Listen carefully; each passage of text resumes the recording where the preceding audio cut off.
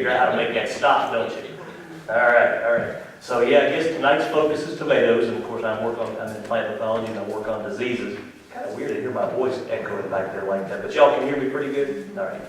Is it going to be okay if I dance? I tend to wander around. Is that going to mess your filming? Oh, it's fine. I'll follow you. You can edit that part out later. I'll follow you. All right, all right. So, I've entitled this talk, Getting Ahead of Tomato Diseases. Instead of controlling or eliminating tomato diseases, now why did I give that talk that title? Can you really truly get rid of diseases in tomatoes? You can't grow tomatoes in Kentucky in most years without getting a little bit of disease, but what we're going to talk about tonight is keeping them from wiping you out. And hopefully we can give you some tips here by the end of this and give you the tools and things that you need to move forward. And one of the things that I want to some concepts I want to get out here. One of the biggest things that we deal with tomatoes is, and where I see people run into trouble is that when you have a problem and diseases start out and you've not been doing some little things to control them here or there. So they start out on you, and of course if we have weather like we had last year, and those problems begin to build up, and then you decide to go down to the supply store and buy something to spray for it, it gets to be a lot harder dealing with problems at that point than it is in terms of preventive management. And that's what this point right here is thinking preventively. That's really the big trick, is thinking preventively, because most diseases on tomatoes, and this could be for anything you grow in the garden that gets a disease. Anything that grows is going to follow the same rule, but tonight our topic is tomatoes. And recognizing your common disease problems is one of the things that can help you in terms of prevention. Because at the end of the day, diagnosing your problem correctly, particularly if it comes to spraying something, diagnosing it correctly is going to be the key to getting that stuff to work and getting things under control. And y'all forgive me, I had a bad cold over the weekend, and I finally kind of got to where I could talk, but I sound like I'm stuffed up here. But that's pretty important. It's timely and accurate diagnosis, and there's tools that we put out that you can get that can help you. Y'all familiar with this particular publication here, the ID 128? That's the Home Gardening in Kentucky. It's kind of a general resource that's out there. We've got another one called ID 36. It's for commercial vegetable production. But there's some other things that I think, the 128 is mostly just text and description. But I think sometimes having some pictures of things to look at to help you identify problems can be helpful. And this other thing that I've got listed is called an IPM Scouting Guide for Solanaceous crops. And so everybody know what a solanaceous crop is? It's anything in the solanaceous family, which is a tomato or its relative, like a pepper or a potato or an eggplant or that sort of thing. So we put out a publication, and I brought some copies here that I'll hand back here for you all to pass around. Here, I'll give some to this side and give some to that side, and if we run out, what you got here is a picture book of the various problems that these crops can get. Of course, tomatoes is the most important of the solanaceous crops, but there's diseases in here. There's pictures of common insects, common nutrient deficiencies, and environmental disorders and things, and even some herbicide injuries and things like that. So there's little descriptions of them and what to do about them. So if that's something that would be helpful to you, we're glad to pick your brain with it. There's other things that you can check. If you get online, you can find some different resources. But at the end of the day, when you're out there growing your tomatoes in the garden, and as you get experience, and you may already know what some of these problems are, if you run up in a situation where you see something and you don't know what it is, it's time to get help. And that's where the Extension Service can help you. Here in this county, there's a good office. In all the counties around, we've got an extension agent that will deal with sometimes with just horticulture, but at least ag and horticulture together. And you can talk to them to help get them to diagnose the problem for you. If they run into trouble, they're going to send it to us, to the diagnostic lab there that we run in Lexington to help diagnose what that problem is. And the quicker we can get those samples or what it is that's troubling you, the quicker we can get you an answer and help you make decisions. So back to the matter at hand. Y'all came here to learn how to grow tomatoes just like that, right? So how many people grew tomatoes last year and they looked like that at the end of the season? It doesn't always turn out like that, right? Like sometimes you can have a really good tomato growing season, sometimes not so much. And what is the most common thing that you'll see when you have tomatoes that look like that? What does it tell you about that growing season? More often than not, it's been raining, right? Plenty of rain. Or if you happen to grow tomatoes in a place where there's a lot of fog or a lot of heavy dews or things like that, those are the kind of things that can really challenge you when it comes to growing tomatoes. Because again, of all the vegetables we grow, if I had to pick one that got the most diseases, I would say it would be tomatoes. The second most would be your vine crops, like your pumpkins and gourds and cantaloupes and things like that. There's some disease-free, by the way. There's some disease-free options if you want to think about things for your gardens. Anybody grow okra? I've yet to see the first thing disease-wise that'll eat okra, but I kind of feel the same way about the stuff. Eggplant the same way. You can give me 2 or 3 eggplants, and I've got enough to last me for, if not a year, my entire life. But eggplants won't get many diseases either. Now, they can have insect problems, but not disease problems. When it comes to tomatoes, tomatoes have a lot of disease problems. It's kind of weird. A lot of disease problems, not so many bug problems. Hornworms, maybe a few beetles, some fruit flies, things you can deal with effectively. So you get to this point, you got this. And so when I get a telephone call about something like this to come out and look at it, the question I always get is, my tomatoes have the blight, what can I do about it? What can you do about it here? Start thinking about what you're going to do next year, right? Just get what you can get off of it and move on, right? Is kind of the thing. But they'll say my tomatoes have the blight. And when you realize how many different diseases tomatoes can get, you realize it's kind of a complicated question as far as what to do about it. So what I thought I would do is entitle this next section, The Blight That Tomatoes Get. So let's take a real quick look at it. All right, there's the first one. Now this is a very common disease. And if you get that book, you can read a little bit more about it. This one's called early blight. Early blight is probably the most common fungus disease that you're going to get on tomatoes in Kentucky. Most common one. Now, some years you might get one called septoria. I think you, sir, have some septoria. You can get some septoria from time to time, but early blight tends to be the one. And in terms of recognizing it, one of the things that you'll see, I'm going to talk about a few little diseases in a sequence here. And for as long as I've been working with these, I've been working with this stuff for about 10 years now. And there's a couple of these that when they first start out, I can't tell one from another. They all look like little spots. And the spots have to get bigger before I can tell what's happening. Of course, the problem is if you wait for the spots to get too much bigger, you're into trouble. But I'm going to teach you how to cheat on some of this kind of stuff. So early blight starts out, where do y'all find early blight the most often? Where is it very first going to show up in your tomatoes? If I was looking from the top to the bottom, where would I be most likely to find it? In the bottom, right? Almost always in the bottom. Has a lot to do with 2 things. Early blight. The fungus that causes early blight can carry over a little bit in the soil where you grow your tomatoes. Particularly if there's any kind of remnant, any kind of leftover of the previous year's crop there. Some pieces of vine, leaves, or whatever that might have made it through the winter, it can carry over like that. So it's there in the ground or close by, and that's where it can start. The other thing is it tends to leave, if you got leaves that are getting enough fertilizer and growing, not super rank, but growing vigorously, they tend to be more resistant to the early blight. And the leaves in the bottom are the ones that tend to cut out first. As the top grows, the bottom begins to kind of lag behind, and that's when you'll see that stuff jump in. And of course, the other thing is if you think about the part of the plant that stays the wettest, the longest, and the darkest the longest in the day, it's in the bottom. And that's what fungus disease is like a lot of times. So that's where you're going to find it, is down there like that. So it starts off as little teeny tiny flecks. They're kind of wet looking, and they'll expand, and eventually they'll get to the size of a pencil eraser. I've seen them as big as a dime from time to time. They're dark brown, and if you look at them real closely, they have a kind of a bullseye ring to it. And if you look, you really can't see anything else in there. You don't see any kind of fuzz or anything growing. It's the shape of that spot that kind of gives it away as to what it is. So that's early blight. And the name can be kind of deceptive. Early blight sounds like it would be a problem first part of the year, right? Well, I've seen early blight show up late, and I'm going to show you late blight in a minute that shows up early. These diseases don't read the books as to when they're supposed to show up, so they just kind of make their way when the environment favors them. So there's your early blight.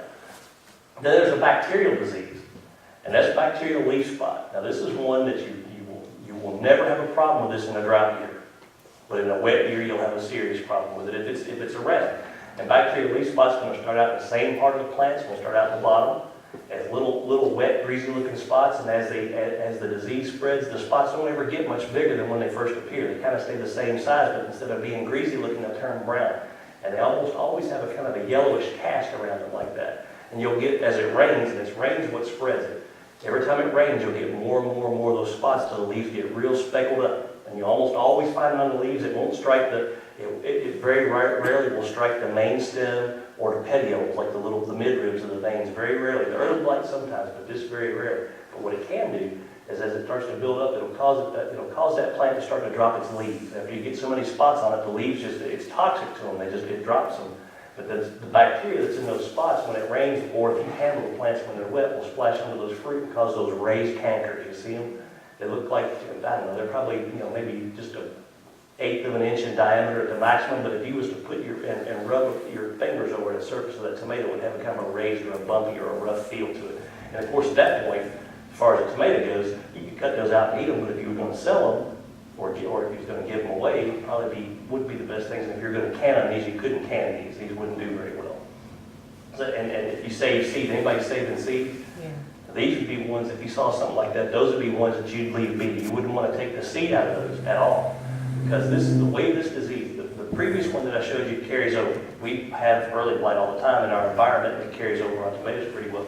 This won't carry over in the patch very well. Where it will come in is it'll come in on seed. So if you save seed, if you've had this problem in the past, and we will have years that favor this disease, there's a good chance it'll be on the seeds you save. It can sometimes even show up on commercially produced, the hybrid, the certified seed. Because it has to do with the way, when you buy a pack of seed, and if it says certified disease-free, is it really disease-free? It's certified. There's always fine print. You have to get the magnifying glass out and read it. When you get seed, it'll say certified disease-free, and then it'll tell you how they tested it. And they'll say to the limits of their ability to detect it, which means if they miss it, and sometimes this is like looking for a needle in a haystack, if they miss it, it can come in on even some of the bigger commercial varieties. Or if you buy plants, especially anybody buy plants that's grown out of state. Anybody buy Bonnie's plant? I'm not here to run anybody's business down, but Bonnie plants or things like that, occasionally those plants can carry things like this too. Or even plants grown in a state. So that's your bacterial spot.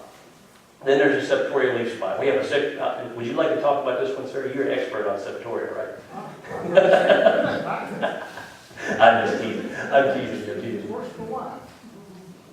This is a fungus disease, okay? But it's a fungus disease, and it behaves a lot like early blight. It carries over in where you grow your tomatoes. It starts out in the bottom of the plant just like the early blight. It even looks a lot like early blight when it very first starts, but the difference is as the spots get to a certain size, they'll get a real dark ring around the outside of them, and if you get a magnifying lens or a hand lens magnifying glass, there we go. Look in the middle of that spot, you'll see there's a bunch of little black bumps all in the spots. Anybody grow grapes?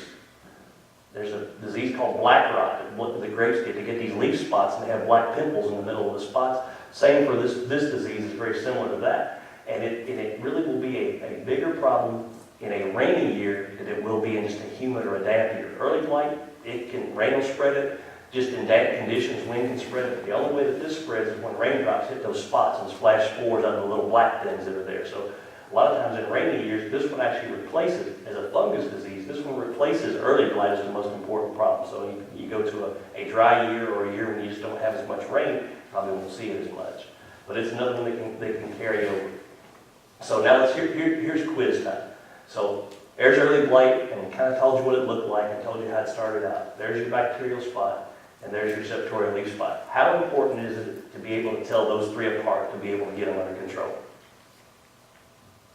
If you're going to spray something. Now, there's some things you can do before the season starts that will address all of them, but suppose you decided that you had one of these three problems and you wanted to spray something that we'll talk about here in a minute. How important is it to be able to tell them and be 100% right, do you think? 100%. There you go. Well, we'll talk about that in a If you second. got something that kills all three. But that's a great answer. It depends. Because fungicide, like if anybody's ever sprayed Bravo or chlorothalonil fungicide, or if you sprayed Difang before, it'll help with this one, won't help with that one, and it'll help with this one. Copper fungicide, on the other hand, is the only thing you can spray for the bacterial disease, because the other things won't work against it. So just being able to recognize that you've got a fungus disease versus a bacterial disease can help you decide what to spray. So that's the whole idea of that. And we'll talk about here in a second a way to kind of take it all into account and just sort of think of a way to spray to kind of manage all three of them. All right, there's late blight. So again, here's your disease that I'm calling it late blight. And generally speaking, if you look at Kentucky as far as a state that has to deal with late blight, it's not a big problem for us. It's generally not a big problem for us. I say that if you had it, it was a big problem for you. But across the state, we kind of think of it as a minor disease. If you go back, we keep records of all the diseases that come in from gardens and things like that people send samples on. If you go back and you look at our records, up until 2009, we never really lost hardly anything to late blight. We would see it very late in the growing season. It would come in the fall a lot of times and catch tomatoes right before the frost, and there's a good chance you were tired of picking tomatoes anyway, and you were glad for them to die. And you were to put you out of your misery, right? But something changed for us in 2009. Now, you got to recognize, late blight, have y'all ever heard of the Irish potato famine before? Mm-hmm. Yeah, late blight is the disease, because it goes not only to tomatoes, it'll go to potatoes too. That's the disease that ravaged Europe in the middle 1800s and caused all these people to starve and either just die of starvation or move looking for another place to live. And so it's been a big problem. And here in the U.S., late blight, if you go down to Florida, it's bad on tomatoes. They grow a few chipping potatoes down there, and it gets them down there. If you go up the East Coast, up across the upper Midwest where they grow potatoes, this is a serious disease for them, but us, for the most part, it's left us alone. It's just something about our environment, where we are, it doesn't carry over very well. But in 2009, something changed completely for us. We, like I say, we would normally, if we found this at all, we were going to find it very, very late in the growing season. And in 2009, we found it real early in the growing season. And we found it again real early in 2010. We started to put some things together, and we realized that the late blight was coming in on garden plants that were being started out of state and then brought into the state to be finished off. So they started in one place, and then they send them out to different places. 2009, actually, there's a couple of big plant producers that have their main operations down south. And you got to realize down south, some of these pathogens can survive all year long versus up here where the freeze kills things back. Their plug plants got this late blight in them. And of course, the way they was managing those plants, they were spraying some fungicides on them and doing different things. They didn't realize they had a problem. They bring them up here to their finishing centers, and they grew up to transplant size, still spraying them, no problem. Then they take them out to the garden center, and as soon as they take them to the garden center, those folks don't spray them. And when people buy them and take them home and put them in the garden, they almost certainly don't spray them because they just don't really never had a need to, right? Well, in 2009, do y'all remember what kind of year it was? It was very cool, it was very wet. It stayed that way almost till the middle of July, right? That's the weather that late blight likes. It doesn't like hot, dry weather. It doesn't even really like hot, wet weather. It likes cool, moderate, and damp weather. But we had infected plants go into gardens from these garden centers, and from there it wiped out gardens in the places where it stayed cool and wet. Not only did it get garden tomatoes, but it got farmers market and even got some larger scale producers.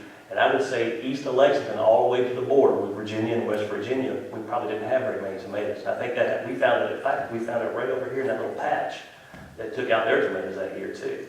And then in 2009, we didn't find that it was hot and dry during the growing season, but in the garden centers, we found it again. I think they've got that problem under control, but it got me to thinking about late blight as an issue. So late blight, there it is on the fruit, there it is on the leaves. And it's a very fast-moving disease. Of the diseases I've showed you so far, every disease kind of scares me because if things get out of hand, it can be hard to control. But this is one that if you wait until you see late blight, it's going to be really hard. If there's favorable conditions, it's going to be really hard to stop it. So we're going to talk about some things that we can do to kind of avoid and keep yourself out of that situation. But with late blight, what you're looking for, all the other diseases we talked about, seeing those and finding them in the bottom of the plant. This one, when it comes in, more often than not, you're going to find it in the top of the plant, in the top leaves. And it's going to be these greasy looking, you see those kind of greasy looking blotches? You'll get those greasy, they'll be kind of have an oily, wet look to them, and then within a day or two, they'll turn kind of a darkened brown color, and that leaf will get crispy and just kind of curl up and die. If you was to flip that leaf over, you'd see the backside of it is just covered with a white, kind of almost like sugar crystals. And that's all the spores of the fungus that are there, and it's just releasing thousands and thousands of spores per spot. And if it's damp and cool, you can go from a situation where you've got a few spots in your planting to what I showed you there at the beginning. That picture, that's what late blight does. And that can happen in a week's time. So if you're thinking about how long fungicides take a long time to act, there's no time to save it with a fungicide if you haven't been protected already. So late blight's a big deal. Late blight here's what it does to the fruit. So not only does it mess up the leaves, it'll strike the stems and it'll hit those fruit, and they'll get that kind of a bruised up look to them, and that sugary stuff, that's all the spores that are on them. So it's a bad one to deal with. And the thing about it is, if we're talking about tomatoes, if there's a good thing, it will not carry over on tomatoes. No way for it to carry over on tomatoes. It needs to have something alive for it to stay alive. And of course, when it gets cold enough, what happens to all you tomatoes? The frost kills it all back. But I mentioned that it goes to potatoes, right? Now with potatoes, it's a different story. It does the same thing to potato leaves as it does to the tomatoes. It burns them up, but there's a little bit of a different twist. Where are the fruit of your potatoes? They're not above ground, are they? So when you get all those spots on the leaves and it rains, it washes the spores off the leaves and into the ground, and it infects the tubers that are below ground. And of course, everybody knows that grows potatoes, if you dig them up, you get a good chunk of them, but how many of them do you leave in the ground? A good number of them, right? Well, those spores that get washed into the ground will infect those tubers. And if the tuber doesn't rot in the springtime, if there's a little bit of an infection on it, that new plant that emerges, and I would guess that there's probably, we call them volunteers, but are there potatoes right now sprouting from last year's crop in places? I would guess that there are. If those potatoes had late blight in the fall, when they sprout in the springtime, the plants that come from those tubers that are in the ground, they almost certainly will have late blight. And then if you have a cool and wet spring, it's starting out from the very, very beginning. And what's got me worried, the times before when we had the late blight, when we had it back in 2009 and we had it in 2010, we were finding it just on tomatoes. We wasn't finding it on potatoes. Last year, we had late blight again, and it came up to us out of Tennessee in the early part of the summertime. Then it kind of went up through central Kentucky, and then it came over east in the fall. We started finding it on potatoes. And in fact, we've had people bringing us samples in the fall of potatoes that they dug that were rotting in the storage, and we were getting this out of it. So I'm pretty sure the samples that we got them from Knott County was the biggest one. Knott County, I think we had some from Lawrence. How far is Knott County from here? Not too far, is it? So there's a real good chance that late blight has survived the winter. So if you're going to grow tomatoes, and we're probably going to be getting, when do y'all set your tomatoes out? Here pretty soon?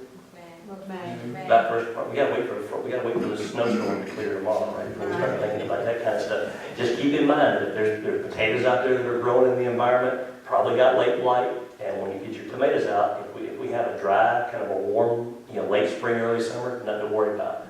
But if it's rainy or if it's cool, or if you're growing tomatoes where it gets dewy and stays foggy for a long period of time, this might be something to watch for early this year. So late blight will show up early. It'll violate its own rules. So something to think about. And then there's something else that we get over here in this part of Kentucky, and this is called tomato spotted wilt. And we saw a lot of this last year, and I'm hoping we won't see as much of it this year. This is a virus disease, and it's transmitted by an insect. Y'all ever heard of thrips before? I should have thought, I didn't put a picture of a thrips in there. I should have thought to do that. But there's this insect called a thrips. It's a real tiny little bug, and it feeds on flowers. And it'll feed on all kinds of plants. It feeds on the flowers of tomatoes, ornamental plants, weeds, or whatever. And there's a virus that it carries that it can bring to tomatoes, and it'll cause these symptoms. You see that kind of blackening between the veins? The plants that get this, they can be growing, right? And they can be growing along at a pretty good clip. And at whatever point that insect feeds on them and transmits that virus, from that point, all the new growth that comes out of there will have that symptom on it. The stuff that's below it won't, but the stuff above it will. So if it comes in early, it can be a big problem. But it causes those spots on the leaves, and it causes your fruit to get these sunken kind of blackish ring spots all over them. Have y'all ever seen that before? In this particular part of Kentucky, we tend to get a lot of tomato spotted wilt, and a lot of it has to do with the fact that the insects survive better here. You don't get, this year I think we got cold, but a lot of times if you move towards central Kentucky, we get a little bit colder and it kills them back. And the other thing is that the weeds that they survive on tend to survive a little bit better here than they do east of us. And so that, or west of us. And so I think that makes a big difference. Of course, this year, what was the coldest that it got here this winter?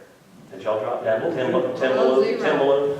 So that's the best we can. If we knock back the weeds pretty good, we've knocked this back. But this is one that we will deal with, particularly if we've had a mild winter. And we've had it, if we had it the year before and we have a mild winter, we tend to have a little bit more of it, is that particular problem. It can be a little bit of a handful as far as controlling it. They got resistant varieties that you can buy, and you can try to control the insects, but by and large, it can be a little bit tough to deal with sometimes. How about this one?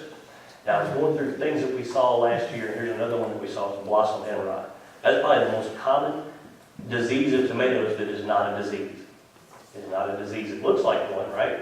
It shows up, you get that rotting on the blossom end, but the truth is, y'all know that's a calcium deficiency, right? And so how do you get a calcium deficiency is the question. For the most part, all the ground in Kentucky, we've got a lot of limestone and stuff that underlies our soil, so our soils tend to be pretty rich in calcium. Very rare to find a situation in Kentucky where you got a calcium deficiency. If you have a pH problem, sometimes the pH can throw that off, make the calcium that's there not available to the plants, but by and large, you got plenty of calcium. So how could you get a calcium deficiency? Has a lot to do with the way plants use calcium. If you think about like when plants use nitrogen, for example, nitrogen is what they call a mobile nutrient. So you got nitrogen in the ground, roots take it up, turns the leaves green, then you run into a period of time where suppose your ground dries out a little bit or you run out of nitrogen, all the new growth can basically remobilize the nitrogen that's in the older leaves and take it from the older leaves and move it to the top of the plant. So a lot of times when you get those kind of deficiencies, you'll see symptoms in the bottom of the plant. Calcium is what they call a non-mobile nutrient. So that means that once the plant takes up calcium, whatever plant tissue it gets fixed in, if it's leaves or fruit or whatever, it's there permanently. So the new growth has no way of getting the calcium from the old growth if you run short on supply. And the main way that the tomato plants get the calcium is in the water. It's pulling it out of the soil and it's pulling it up in a steady stream to the tissues that need it the most. So what is the calcium used for in the plant? If you used to look at the cells of a tomato leaf or a tomato fruit, It's almost, I heard somebody say this one time, and I guess it kind of makes sense. It looks like little bricks, basically little bricks locked together, and the calcium forms the mortar between the bricks to hold them together.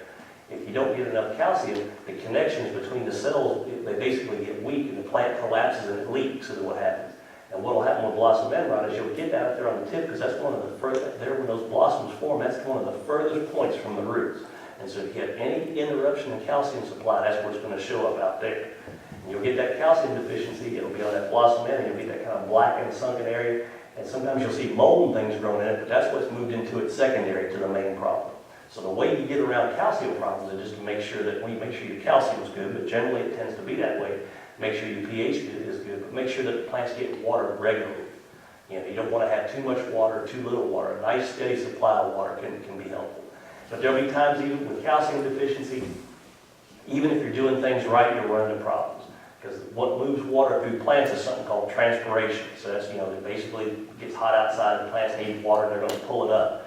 If it gets really, really hot and humid, the plant will not transpire like it would if it wasn't as humid and really hot and humid weather. And I know down here in these hollers it can get, because I've been here, I work across the road on tobacco and stuff, and some of the worst days of my life was spent just right across this road when it's almost 100 degrees and it's as humid as it can be. These plants won't draw water when it's that hot, and that means that the fruit that are set in that hot condition could be prone to getting calcium deficiency. Now, I've had people ask questions about can you apply calcium, especially as like a spray to control that, right? And for the most part, unless you catch those fruit when they're in that little button stage, once they get to the size of a pea, you can't move enough calcium through the tissue to get it. You got to make sure you're supplying it through the water. Is the way you do it. And then there's some insect damage issues from time to time. I wanted to show you some pictures of these. This is a rare thing to see in Kentucky, but we do see it from time to time. Have y'all ever seen whiteflies before? Like when we get a whitefly problem, it'll be in a hot and dry summer. It'll be later in the summertime. And you'll notice that you'll have all these little tiny white, look like pieces of ash. You'll touch the leaves and you'll see just these white things fluttering away. Well, these white flies will build up, and when they feed on tomato fruit, wherever they feed, their saliva is toxic to the fruit. And wherever they feed, it'll cause those things to ripen irregularly. But probably more common for us to see is thrips injury. And they like to feed on the shoulders. Do you see how they've scuffed up the shoulders there? There's a stink bug. Now, stink bugs can be a problem in tomatoes too. And you can see wherever they feed, they have a little probe for a mouth part. And wherever they poke in, it'll form a little callus, a little sunken area that you can peel back. And then mites, spider mites, we get in hot, dry weather. And they'll cause a lot of damage to the foliage, but they can also cause this golden flecking on the outside of the fruit itself. So you can see there's some insect damages in there as well. So how do we manage it? I've showed y'all the main problems. So how do you control them? Just toss a coin and hope for the best, right? Don't do what I did to get all those bad pictures, right? Now what I wanted to do now is kind of talk about some general things that we can do. Some things you probably have already done. It may be too late to do some of these, but there's some things that we can do as the growing season moves on to control these issues. And the first step, I think, in managing any kind of tomato disease is what I call good management practices. So what you're trying to do is look at the way, the conditions that favor disease and try to twist things in your favor, twist things in the balance in your favor and make that problem less likely to occur. So you try to make the host less susceptible to disease. The host is the tomato. So how can you make tomatoes less susceptible to disease? I'll give you some examples, but just real quick, like planting a resistant variety where you can get one. Some of the problems that we have, we don't got resistance to, but some things we do. Making sure they have enough fertilizer and water, but not too little or not too much, but getting a nice balance in there can help them make them less susceptible to disease. Interfering with the pathogen ability to infect your plants, and I'll talk about what that means in a second. We're just trying to manipulate things so that the plant is not as easy for those pathogens to get to your plant, and then do things to the environment where you grow the tomatoes to make it less favorable to disease. And what I think of when it comes to growing a tomato is location. Right? It's like real estate. Location. Some locales are going to be more prone to disease than others. But what you want to pick a place that has good soil drainage. I didn't show pictures of this, but we will get root rots from time to time in wet ground. So plant where the ground drains well is pretty good. Places that are open and sunny.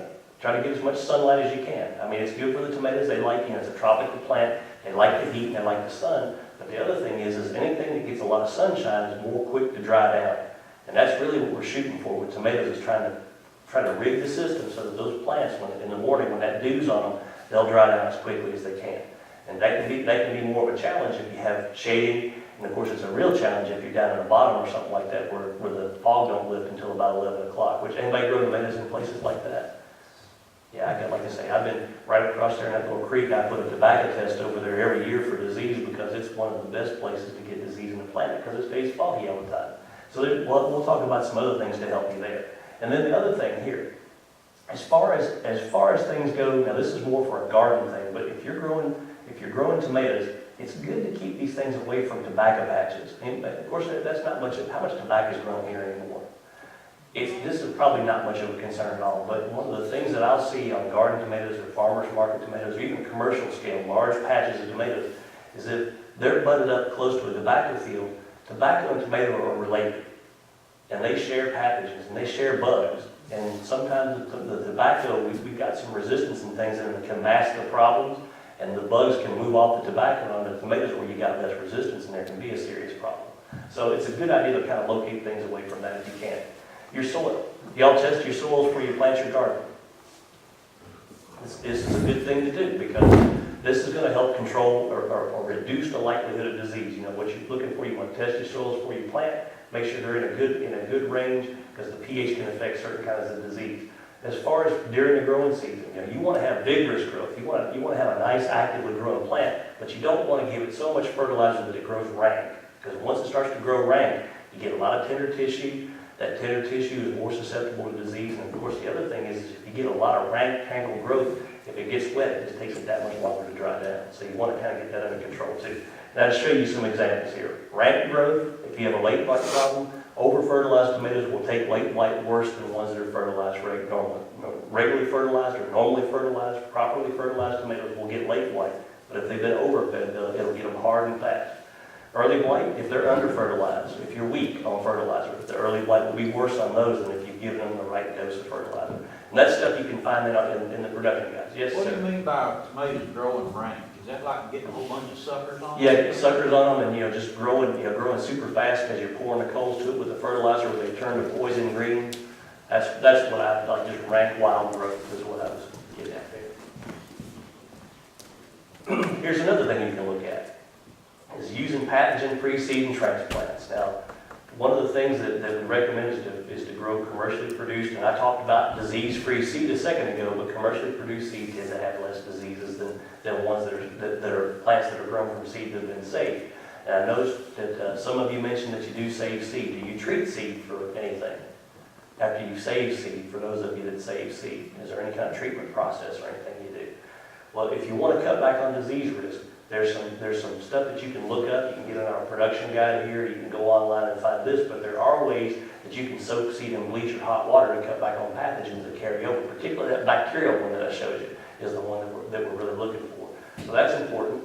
Maybe if you buy plants from a garden center, what I say is to check them carefully.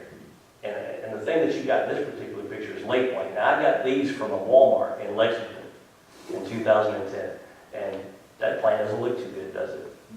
I was looking at it, it's got all these little wet, greasy, rotten leaves, it had stripes on the stems, and it had a lot of fuzz on it. And I thought to myself, that looks like late blight. I'm going to take it back to the lab and I'm going to study it. But first I'm going to get me a cart and get all the ones I can find and see if the manager will let me have them, because I think they have a problem here.